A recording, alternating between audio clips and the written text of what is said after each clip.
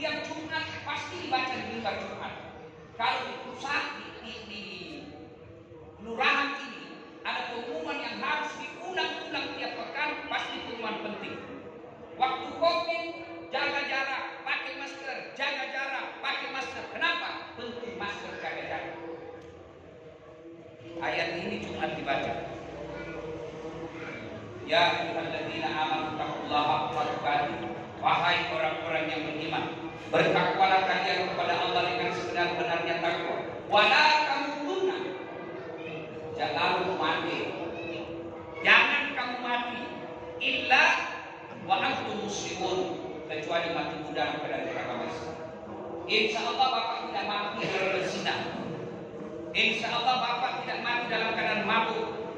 Insya Allah Bapak tidak dalam keadaan mati mencuri, tembak.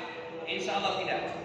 Tapi yang bisa membuat kita mati kafir, hobi aklil haram, suka makan uang haram. Salah satu di antaranya menerima serangan pajak pilpres kemarin. Jangan ketawa, saya serius ini. Bapak-bapak kalau mau terhindar dari itu, yang sudah terlanjur ambil uangnya caleg kasih kembali.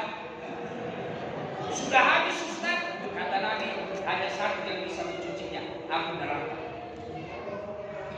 Kalau orang korupsi 25 miliar masuk neraka, setidaknya di dunia yang mati 25 miliar. Tapi kalau 300.000 masuk neraka, seimbang dah. Itu yang disebut beleng-beleng. Sudah lewat pilpres pemilu. Bulan 11 akan ada lagi pilkada. Saya tanya, ibu-ibu, ada ibu? Woi. Ibu kalau terima 300.000 kaya tidak? Kaya tidak? Tidak. Bapak-bapak menolak 300.000 miskin tidak? Ya. Tidak. Namun yang pasti 300.000 itu menentukan masa depan bangsamu dan menentukan kualitas imanmu. Orang yang selalu makan uang haram, barang-barang haram, dikhawatirkan kamu mati dalam keadaan kafir.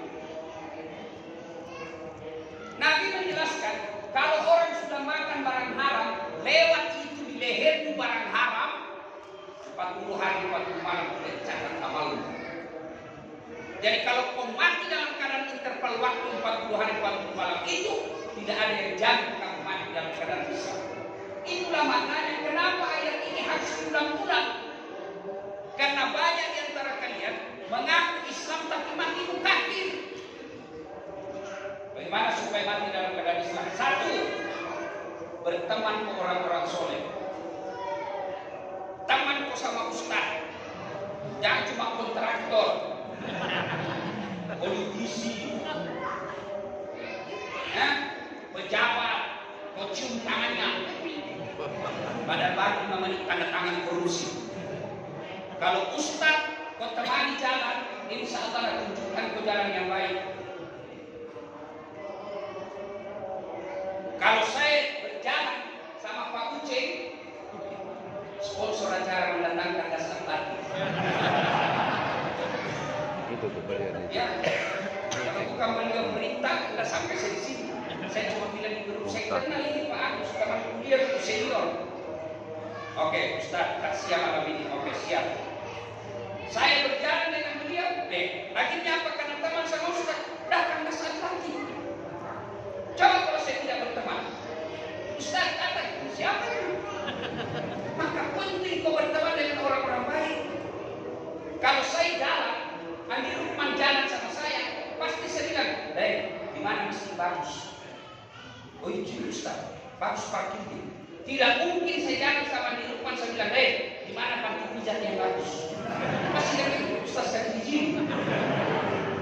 Iya toh?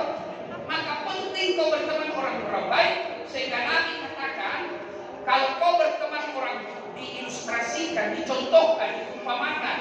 Kalau kau berteman dengan penjual parfum, kalau kau tidak dapat parfumnya, kau dapat wanginya. Kalau kau berteman dengan pandai besi, kalau kau tidak terbakar apinya, kau dapat hawa panasnya. Itulah sebabnya ada 7 golongan orang yang dilindungi di padang mahsyar, di mana pada saat itu tidak ada lagi perlindungan kecuali datangnya dari Allah. Satu di antaranya mereka yang berteman karena Allah. Kalau berteman karena jabatan bisa jadi berujung penjara. Itulah dia bilang Roma Irama, mencari teman memang mudah apabila untuk teman suka, mencari teman tidak mudah apabila untuk teman suka. Banyak teman di meja makan. Kalau meja makan semua orang berangkat. Teman waktu kita jaya, tapi teman depan pintu penjara. Di sana tiada teman. Oh benar. Iya, maka saudara-saudara cari teman yang baik. Di teman-temanmu itu di nomor-nomor kontak HP, usahakan ada nama Ustaz di situ. Supaya begitu kok ada masalah, WhatsApp Ustaz bagaimana hukumnya. Penting. Kalau Bapak mau mati dalam keadaan Islam, berteman dengan orang-orang soleh. Yang kedua, jangan kunjungi tempat-tempat maksiat. Karena kita tidak tahu di mana ajal tiba. Coba kalau seperti alhamdulillah tidak seperti Pak Agus. Coba kalau pada malam ini dia pergi karaokean, baru karaokeanya lagu-lagu tidak masuk akal. Jika tas kemana ya? Tiba-tiba kalau di tempat maksiat ajak menjemput. Siapa yang mati kami kita mati dalam keadaan Islam? Tidak. Oke. Yang ketiga, supaya bisa mati dalam keadaan Islam, birrul walidain, baik-baik sama orang. Terkenal populer ini kisah Alqamah, bagus agamanya, bagus ibadahnya, hidup sesama dengan Nabi. Sakaratul maut tidak bisa mengucapkan dua kalimat syahadat. Dibimbing oleh Bilal, la ilaha illallah. Alqamah cuma bilang la tidak ada. Doakan tetap tidak bisa. Lapor sama Nabi, ya Rasulullah, Alqamah sakaratul maut tidak bisa syahadat. Kata Nabi, kenapa bisa? Nabi sekali namanya itu orang. Cari orang tuanya, cari bapaknya sudah arwah meninggal. Cari ibunya ketemu. Oh, kata Bilal, anakku si Alqamah sakaratul maut tidak bisa syahadat. Mungkin ada dosanya sama ibu. Apa kata ibunya? Ya dapat sudah itu. Kenapa? Setengah mati ku hamilkan, setengah mati ku lahirkan, bersusah payah ku besarkan. Setelah ada istrinya, lebih takut sama istrinya daripada saya orang tuanya. Dengan ini bapak-bapak yang takut sama istrinya. Mohon maaf